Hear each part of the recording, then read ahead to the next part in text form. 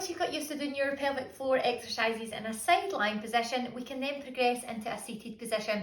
Now, 50% of women actually report to be doing their pelvic floor exercises incorrectly. There is a way you can check. If you're thinking, I'm not really sure what I'm meant to be feeling or what's going on, you can actually get a mirror, look underneath, and when you contract, you should actually see the back passage lift a little, and that's how you know if you're contracting correctly.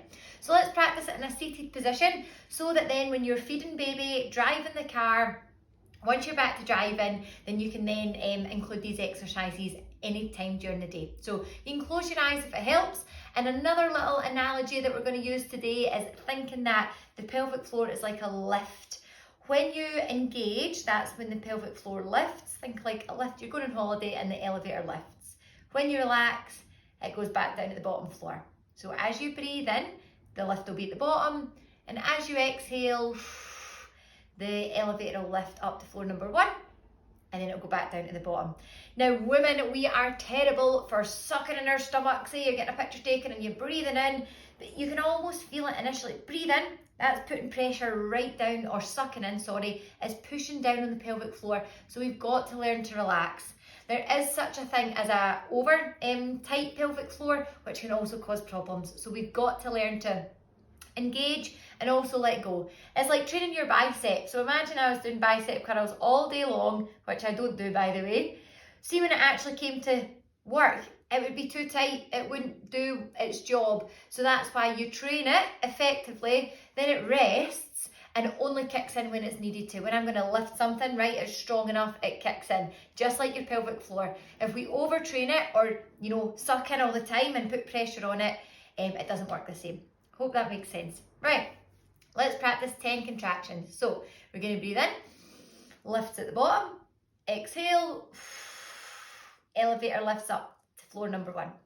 Inhale, let it go back down to the ground. Exhale, feel the lift come up. Inhale, let it go, let the stomach relax. Exhale, feel the lift happening inside.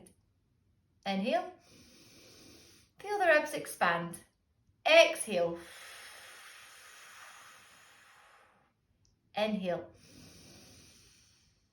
5 more. Exhale, feel that lift coming up to floor number 1. Can you feel? Inhale, let it drop. Imagine that happening. Exhale. Inhale, release. Breathe into the ribs. Exhale. Core muscles engage, pelvic floor lifts. Inhale.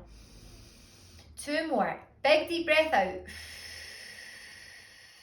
Lift up on the inside. Inhale. Last one. Exhale. Lift up through the pelvic floor.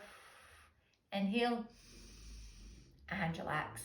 So that was those fast twitch muscle fibers. Now we're going to do the slow twitch again. So that's when we engage, imagine the lift comes up and then it's going to stop for 10 seconds. People can't get out the lift, but we've got to continue to breathe, haven't we? Keep us from going crazy if you're stuck in a lift. So breathe in. All right, exhale. That lift's coming up to floor number 1. Now we hold the lift, but continue to breathe. Breathe in. Still lifting, breathe out. Keep lifting, breathe in. Breathe out. If it gets too much, let it go. Inhale. Exhale. Still lifting if you can.